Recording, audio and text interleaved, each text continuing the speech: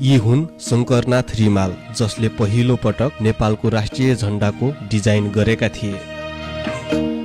नेपालको राष्ट्रिय झण्डा विश्वका अन्य मुलुकका झण्डाहरूभन्दा फरक छ। झण्डाको यो ऐतिहासिक र वैज्ञानिक स्वरूप दिने मुख्य व्यक्ति हुन् इन्जिनियर तथा वास्तुविद शङ्करनाथ रिमाल।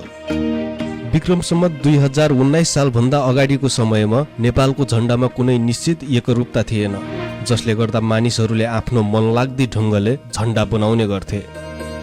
सरकारी कार्यालयहरूमा समेत फरक फरक किसिमका झण्डाहरू फरफराइरहेका हुन्थे भने कतिपय झण्डामा त चन्द्रमा र सूर्यभित्र मानिसको जस्तै नाक, आँखा र मुख समेत बनाएर झुन्ड्याउने गरिन्थ्यो।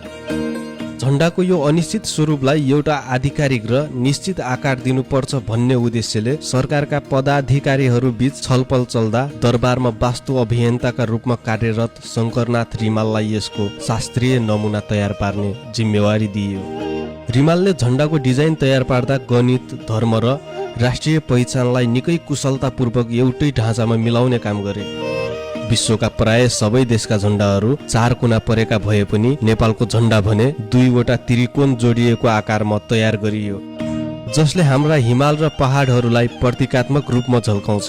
यसमा प्रयोग गरिएको गाढा रातो रङले वीर नेपालीहरूको साहस र बलिदानको गाथा बोल्छ भने झण्डाको वरिपरि रहेको नीलो किनाराले नेपालीहरूको शान्तिपूर्ण सोच र धार्मिक सहिष्णुतालाई प्रतिनिधित्व गर्दछ।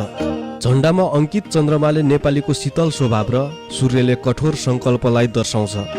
पहिले झण्डामा रङ मात्र मिले पुग्ने अवस्था रहेकोमा शङ्करनाथ रिमालले विभिन्न अध्ययन र अनुसन्धान गरी झण्डाको आधिकारिक ज्यामितीय आकार निर्धारण गरे।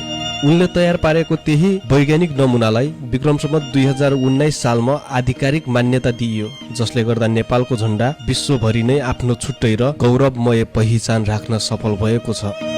झण्डालाई एउटा निश्चित गणितीय सूत्रमा बाँधेर यसलाई आधुनिक र मानक स्वरूप दिनु नै शङ्करनाथ रिमालको सबैभन्दा ठूलो योगदान हो।